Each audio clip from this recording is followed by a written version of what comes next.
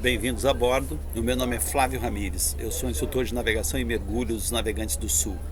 Hoje nós estamos a bordo aqui do Esperança, é um Delta 465, lançamento da Delta, espetacular. Esse barco é do Márcio Lima, da Equinautic, um grande parceiro, e ele está equipado com o que há de tecnologia de ponta para vela, né? Não só são plotters B&G, tecnologia B&G, mas aqui estão todos os sensores, todos os recursos que se precisa para uma vela de alta performance. E nós nos alinhamos aí numa parceria para trazer para vocês uma experiência, tá? Para compartilhar com vocês uma experiência sobre previsão do tempo, que é segurança, e roteamento meteorológico para cruzeiros à vela. Vamos direto ao assunto então. Eu não estou sozinho nisso. Além do apoio do Márcio Lima, da Equinautic, quem me aconselha, né, o meu mentor aí de vela ligeira é o Marcelo Guzmão, né, um velejador aí, né, medalhista olímpico, pan-americano, um grande skipper, é juiz de regata, um cara que tem uma formação extraordinária, uma história de vida e de vela admirável, que me dá a honra, né, de ser um amigo. Enfim, um cara que tem muita experiência e nos traz sempre muita informação. Eu sou um marinheiro, eles são velejadores, e eu aprendo muito nesses encontros. E o que eu estou trazendo para vocês é essa experiência, né? essa troca de saberes, que tem o objetivo de ir além, né, de expandir horizontes. Essa jornada, a jornada que nós vamos discutir aqui, que nós vamos debater, foi feita, era o cruzeiro no Atlântico Norte.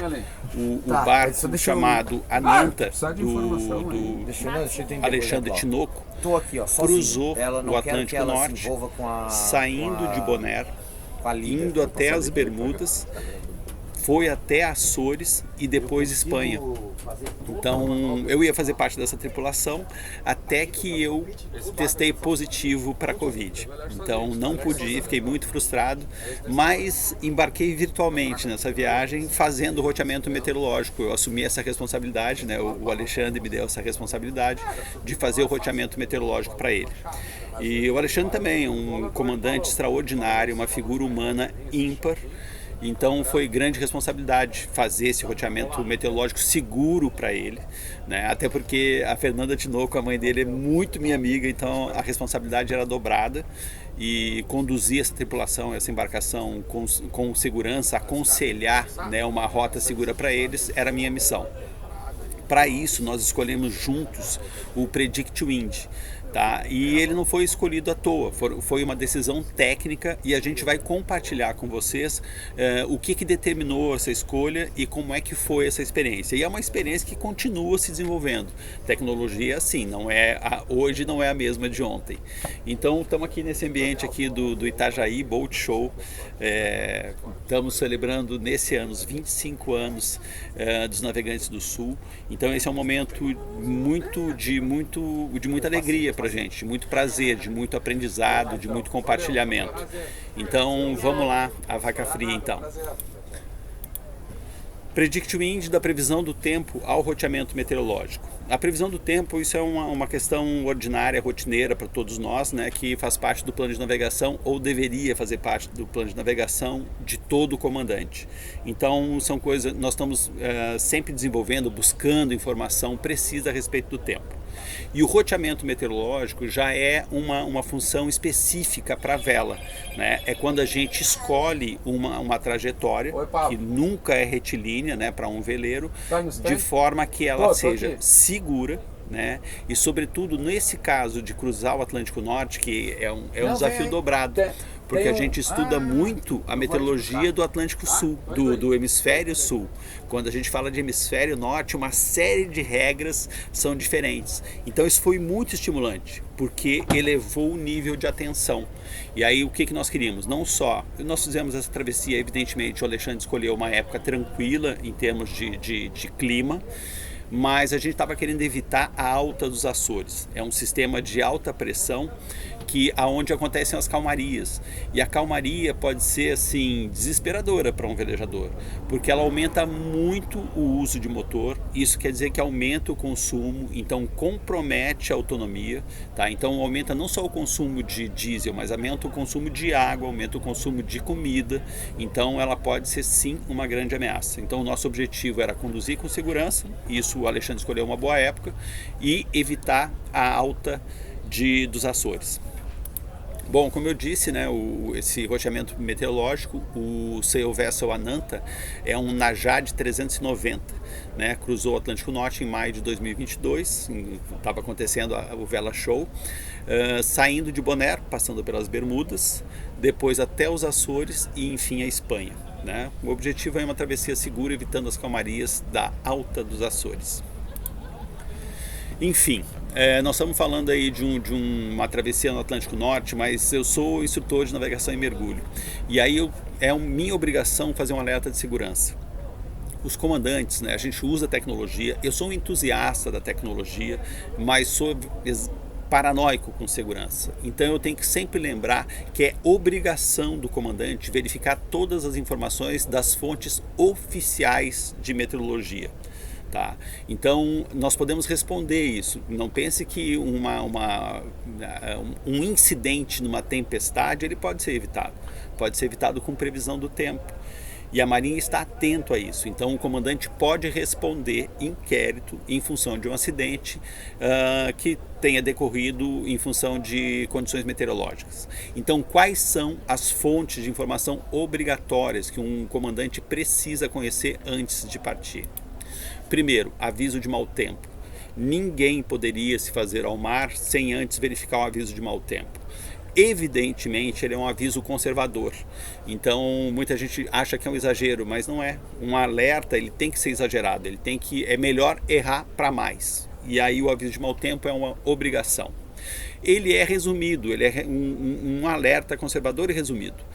A gente consegue um pouco mais de detalhamento no Boletim Meteoro Marinha, que também não pode ser ignorado. Ali a gente tem informações mais detalhadas, né, sobre a minha área de navegação e sobre as áreas subjacentes. Quando eu quero ter noção, né, macro do que está acontecendo, das causas, eu vou olhar as cartas sinóticas. As cartas sinóticas estão tão abandonadas quanto as cartas náuticas tradicionais, o que é um grande erro, tá? Porque quando a gente olha um aplicativo, quando a gente ouve a previsão do tempo, a gente está falando dos efeitos. Quando eu olho para as cartas náuticas, eu estou examinando as causas. Então isso é uma visão mais ampla, né, mais profunda da previsão do tempo. E também as cartas piloto. As cartas piloto, quando a gente fala de tempo e clima, qual é a diferença de tempo e clima? O tempo é de curto prazo. São 3 dias, 1, 2, 3 dias, uma tendência para uma semana, 15 dias talvez, isso é tempo.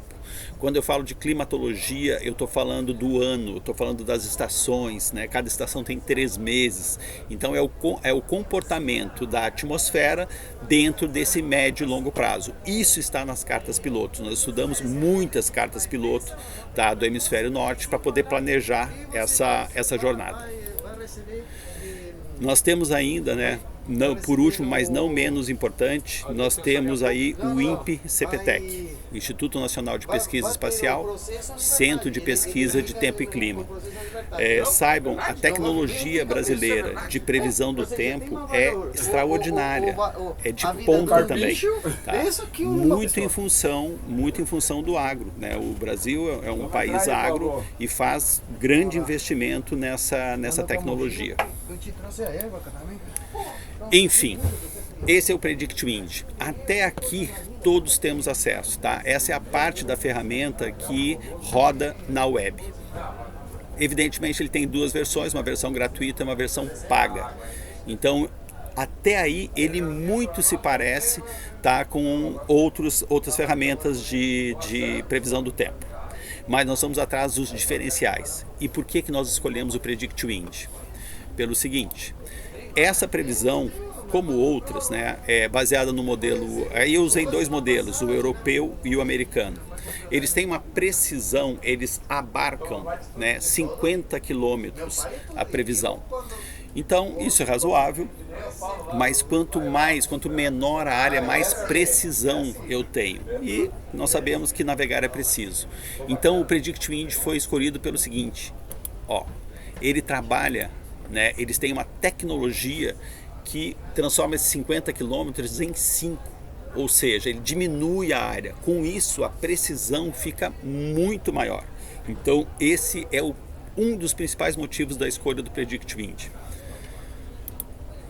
O produto dele, inclusive, ele chega a 1 km. Em determinadas áreas, essa precisão chega a 1 km. Agora, para o roteamento meteorológico, é utilizado uma outra ferramenta, é utilizado um acessório. Esse acessório... aqui é só a preparação para a saída do Ananta, né? Aqui é o Marine Traffic e tal, a gente utilizando informações de AIS para monitorar a posição do Ananta. Enfim, para o roteamento meteorológico, a gente utilizou o Predict Wind Offshore. Tá? É um aplicativo acessório ao Predict Wind para fazer roteamento meteorológico. E o roteamento meteorológico ele começa no planejamento da saída. E já ir em terra mesmo, né? Quem vai para o mar se prepara em terra. O Predict Wind já está nos ajudando, ele já nos está auxiliando na tomada de decisão. Ele me dá uma série de informações, tá? Com intervalo de 6 em 6 horas. Então ele me diz: se eu quiser partir, esse barco aqui deve ir para Santos amanhã. Então ele nos ajuda a decidir se nós vamos sair às 6 da manhã, ao meio-dia, às 6 da tarde, à meia-noite. Então ele me dá um quadro geral de informações para auxiliar a minha tomada de decisão. Então olha só a gama de informações que ele me dá, que ele me oferece, que ele me recomenda.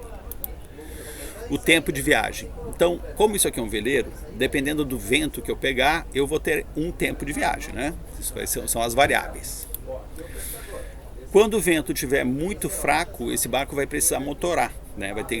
Nós vamos ter que usar o vento de porão, o motor. Então, em consideração de ventos muito fracos, ele vai me dizer também quanto tempo eu posso precisar motorar.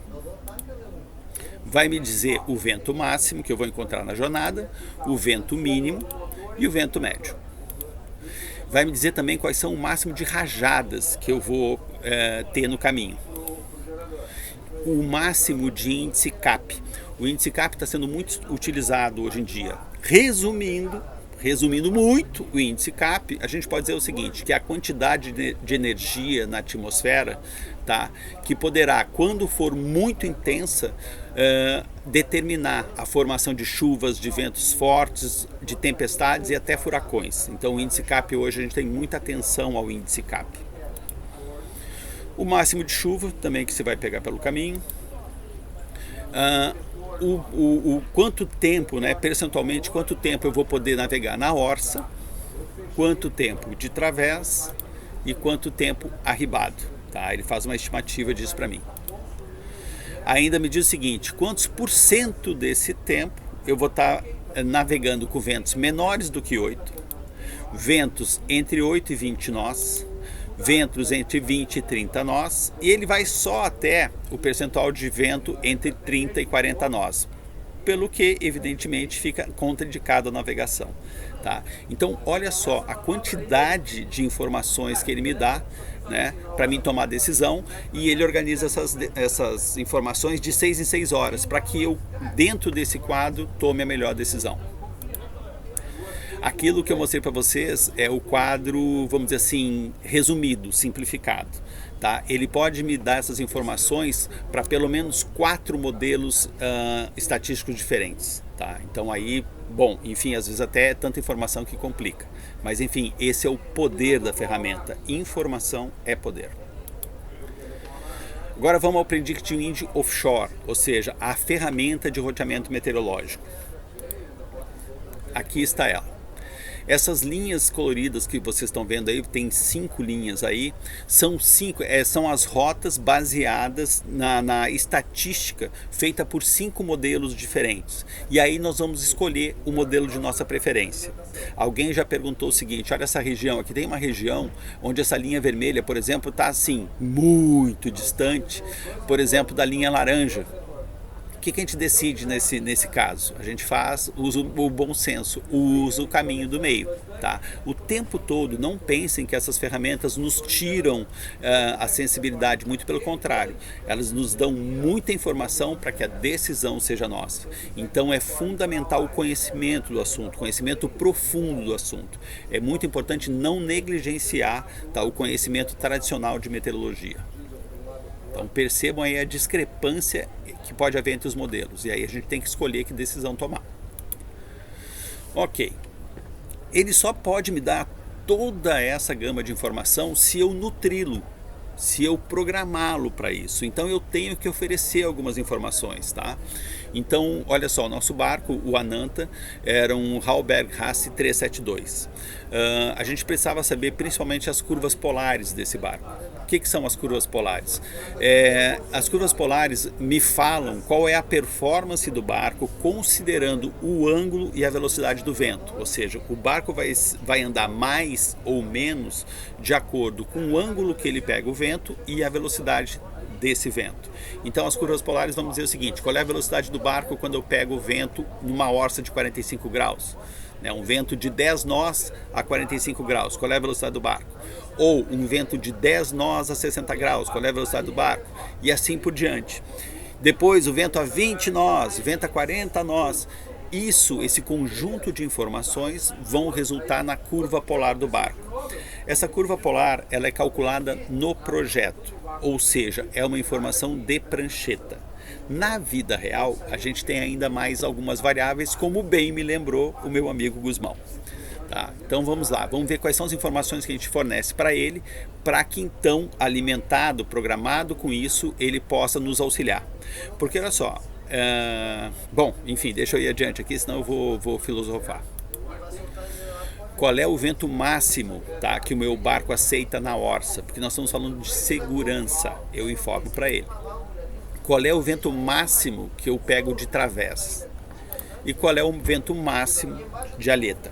Essas são informações, são restrições de segurança. Quais são as ondas máximas que eu desejo pegar de barlavento e as ondas máximas de sotavento? Para mim ter uma navegação confortável também. Eu não quero sacrificar a embarcação nem a tripulação. As ondas máximas de popa, né? Até para a gente evitar aí uma surfada indesejável. E o ajuste percentual da curva polar, ou seja, eu posso e devo, né, usar uma medida conservadora também. Eu não preciso andar no limite da minha curva polar, né? Não é muito inteligente isso, considerando que a meteorologia é um bicho vivo. Então eu posso ter uma margem de segurança. Então o quanto da minha curva polar eu quero de performance, tá? Considerando barlavento, sotavento e ainda uma consideração importante, a noturna. Porque eu não vou andar no máximo da minha performance durante a noite. Por quê? Porque à noite normalmente eu não tenho toda a tripulação no conversa. À noite eu tenho uma série de restrições de segurança, uma série de limitações. Então, o bom senso recomenda que nós sejamos mais conservadores na curva polar à noite. Tenho que levar em consideração também a margem de tempo, ele chama de pênalti, né? O pênalti para o momento que eu dou o bordo ou o jibe, no momento da manobra. O que acontece? Uma tripulação, por exemplo, de regata, ela vai fazer isso num tempo muito, muito pequeno, muito rápido, quase desprezível, considerando um grande percurso. Já uma tripulação, vamos dizer, familiar, né? É uma tripulação de amigos. Então o pessoal vai fazer isso no seu tempo, vai fazer o bordo, vai dar o jibe no seu tempo, com muita calma nessa hora. E se for um velejador em solitário, essa margem também é diferente. Então eu tenho que considerar isso na hora de tomar as minhas decisões, né? Na hora de informar aí para o aplicativo. Eu cometi um erro aí, eu coloquei a velocidade máxima na orça 55%, através 90 graus, tá? Então, qual é a velocidade máxima do meu barco para uma orça 55 graus, para um través a 90 graus, arribado a 160 graus? Então, eu já digo para ele qual é a velocidade máxima que eu quero nessas posições de vento. Tenho que dizer para ele também qual é a velocidade, quando eu tenho que motorar, qual é a velocidade que eu tenho com o motor, né? Para que ele faça os seus cálculos. E eu digo para ele, quando o vento for menor, por exemplo, que 5 nós, eu tenho que motorar. E aí o meu motor me dá uma velocidade de 8 nós, por exemplo. Qual a profundidade mínima, né? Isso é óbvio, para a gente não ter o encalhe. E quais as referências que eu estou utilizando para correntes marítimas e marés, que são extremamente importantes. Nem tudo é vento, né? Temos que levar em consideração as correntes marítimas e marés, e a gente usa por padrão Mercator. Então essas são informações que eu tenho que dar, tá? Essa é a parte da inteligência, o esforço de inteligência que eu tenho que fazer. É o conhecimento prévio que eu tenho que ter e introduzir as minhas margens de segurança. E a partir daqui é que a estatística faz o seu trabalho. Outra coisa, nós utilizamos a nossa comunicação, essa era um cruzeiro aí transoceânico, então a gente não tinha internet, né? E para então a decisão, nós contratamos a comunicação via Iridium Go. Tá? Então a gente tinha um pacote, vamos dizer assim, bem limitado, bem econômico de dados. Então a nossa comunicação, a gente não ficava mandando áudio pelo grupo, não ficava mandando vídeo, nós mandávamos, são e-mails, tá? A gente trocava e-mails codificados com todas as informações necessárias, tá? Então nesse caso foi utilizado o Iridium Go. Funcionou muito bem, lembrando que a gente tem que ser extremamente racional. Vocês vão ver a que ponto foi a nossa racionalidade aí na comunicação. Aqui só para ilustrar, é um dos e-mails que a gente mandou, tá, no começo da viagem, com algumas previsões, né, de 12 em 12 horas. Eu informava basicamente qual seria o waypoint, né, qual é o ponto, a posição para onde ele iria, né, de 12 em 12 horas, e eu dava nessa posição, eu informava quais eram as condições de tempo, vento, corrente, tamanho de onda, período, enfim. Então só para ilustrar um dos nossos e-mails aí, isso é material histórico. Essa aqui, né, um pouco o estourado aqui, o texto do primeiro e-mail, né, os códigos que nós utilizamos, mas eu vou desdobrar para vocês, né, como que são essas informações. Essa codificação nós estudamos com a experiência de velejadores de cruzeiro. Então, assim, cada um desenvolve a sua ou utiliza padrões internacionais, né? Acabou que nós convencionamos de usar dessa forma. Então, a primeira série, tá? Isso aqui, cada linha dessas aqui é um waypoint com as suas referências. Então, vamos lá, qual é a primeira informação que eu tenho? Olha só. November 26, espaço 14, Whisky 64, espaço 58. Isso é uma informação de posição, eu estou dizendo a latitude e longitude. Então é uma latitude norte 26 graus, 14 minutos, longitude 64 graus, 58 minutos, oeste. Isso é posição. A segunda linha fala sobre tempo. Olha só, 052.122, espaço 00 Zulu. What the fuck is this? Isso é a data, amigos. Isso é a data, dia 5 de maio, dia 21 do ano de 2022, a 0 hora de Greenwich. Todas as informações são referenciadas ao meridiano de Greenwich, é GMT. Tá? Então, quando aparece o Z, é o fuso horário de Greenwich, é Zulu. No Brasil, o fuso horário é Papa. Então, nós temos nessas caracteres aí, nós temos a posição e o tempo. Em seguida, nós temos Eco / Sierra Eco 116,6, Gus 7 de vento. Aqui nós temos informação sobre o vento, né? Então, ventos do quadrante leste a sudeste, num ângulo de 116 graus, força 6 da escala Beaufort, tá? Atenção, força 6 na escala Beaufort, não é 6 metros por segundo, não é 6 nós, é força 6 pela escala Beaufort, já não é pouco não, hein? e gusts, ou seja, rajada de 7, força 7. Então isso era, vamos dizer assim, o Ananta velejando com emoção. Seas, né, a respeito do mar, então a altura das ondas 0,8, ondas de leste com intervalo de 8 segundos, o período de 8 segundos. Quanto maior o período, mais confortável, quanto menor o período, mais desconfortável, né? Períodos curtos é aquele mar picado, extremamente desconfortável. E uma coisa interessante aí sobre essa estimativa, né, de ondas é a percepção humana, né, da equipe de terra, eu e do Alexandre que estava lá. Então quando eu via aqui 0,8, o Alexandre via 1,2, né, ou 1,6. Então a percepção da tripulação é diferente, evidentemente, né? Então para eles, especialmente aqui, o tamanho de onda lá sempre parecia maior. Por último, não é por último ainda, mas aqui a pressão, muito importante, tá? A pressão, olha só, 1020 numa alta, tá? 1020. Agora sim, por último, corrente. Uma corrente de 0,2 nós de sudeste, tá? Ela vem de sudeste. A gente fala, né? O vento a gente fala de onde ele vem. E, perdão, a corrente a gente fala para onde ela vai. Então era uma corrente que ia para sudeste. Essa aí era uma linha de informações para cada waypoint. Normalmente eu informava posições de 12 em 12 horas. Se o tempo ficasse um pouco instável, né, se eu quisesse dar mais precisão à previsão, informações mais precisas, eu dava de 6 em 6.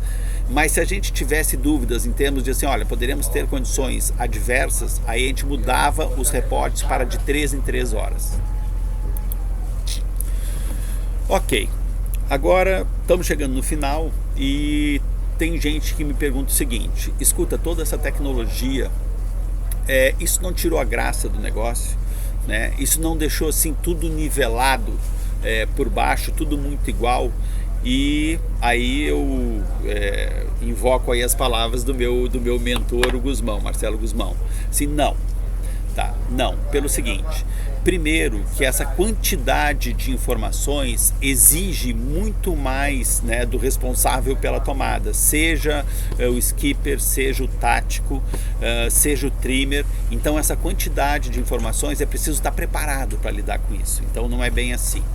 E outra, com relação a, né, eu faço aqui um balanço entre sensores e sensibilidade. Então, será que um não inibe o outro? Se não, um potencializa o outro. Quanto mais sensibilidade o navegador tiver, o velejador tiver, melhor. E quanto mais sensores, isso fica só mais potencial. Agora aumenta o compromisso, aumenta, vamos dizer assim, a carga de preparação técnica. Ele tem que ter muito mais, a equipe toda a tripulação tem que ter muito mais preparação técnica para avaliar essas informações. Nada aqui é entregue pronto, né? Existem parâmetros, tem um planejamento nisso, a gente já tem um contexto. E aí depois recebe estatísticas, recebe informações que precisam ser interpretadas, né? E ainda para lidar com variáveis, que em termos de meteorologia é simplesmente o tempo todo a gente lida com variáveis. Bom, vocês estão vendo aqui agora um plotter BNG, tá? Aqui agora nós entramos na parte de hardware, nós estamos conversando só sobre software, né? Sobre sensibilidade, sobre sensores, sobre aplicativo. Então, outro motivo para a gente ter escolhido o PredictWind é porque ele pode ser lido dentro do plotter. Então eu não vou estar usando um frágil celular, um frágil tablet para essas informações. Essas informações estão dentro da minha CPU, estão dentro do meu plotter. E aí a gente está sempre pesquisando, sempre descobrindo novas coisas, aprofundando o conhecimento, e a tecnologia está sempre se reinventando. E nós percebemos o seguinte: lembra que eu falei que as curvas polares são informações de prancheta, né, que é do projeto? Pois é, na prática a coisa é diferente, tá? Por vários motivos, principalmente por causa da escolha do velame, né? Ao longo, o projeto é mas o proprietário vai acabar usando um velame, fazendo escolhas por uma Genoa 1, uma Genoa 2, né? Uma altura de mastro, um riso de vela, que vai dar um resultado diferente. E aí, como é que faz para lidar com isso? Simples, o Biandi te ajuda muito, ele faz registros, tá, da direção e velocidade do vento, considerando a tua proa, ou seja, ele te ajuda a corrigir a tua curva polar, a personalizar a tua curva polar. Tá? E aí a gente está assim, aumentando muito mais o nosso poder de tomada de decisão, aumentando muito mais a precisão. Aqui uma outra tela, e essa tela é muito legal, né, sob certo aspecto, e também foi uma lição. Essa tela aí é um auxiliar de largada que o Biandi tem, ou seja, a largada da regata, ela tem uma boia de bombordo, uma boia de boreste, tem um cronômetro, tem uma distância, e ela nos ajuda e ainda nos recomenda ainda, né, qual bordo, os leylines, aí me diz como que eu devo atacar o vento, seja por bombordo, seja por boreste, qual é o melhor ângulo para mim pegar o vento. Isso é muito interessante. A primeira vez que eu configurei isso numa embarcação, né, junto com a tripulação, quando eu mostrei esse recurso, foi uma animação tremenda, né? Nós parecíamos personagens de anime, né, quando os adultos viram crianças assim, né, pela excitação. Então foi muito legal, o recurso foi configurado de acordo com as preferências deles, e eles ficaram tão animados que na primeira largada da primeira regata, utilizando esses recursos, era tanta informação que eles acabaram batendo em outro barco, né? Trocaram tinta, engancharam lá o guarda-mancebo, então foi meio que foi tragicômico. Por isso que eu digo que não adianta esse monte de informação, realmente é necessário treinamento, adestramento, entrosamento da tripulação, né, como diz o amigo Guzmão. Enfim, isso é um lembrete, isso é a evidência de que só tecnologia não resolve. A gente realmente precisa de preparo para lidar com essas coisas. Aqui são os famosos leylines, tá? Os leylines são recomendação, tá, de rumo, considerando o vento e a corrente que tu tem, qual o rumo que tu dá para o teu barco para ter uma melhor performance, tá? Seja com amuras por bombordo ou amuras por boreste. Gente, é muita informação, é muito legal, mas é preciso estar familiarizado, e eles estão sempre se atualizando.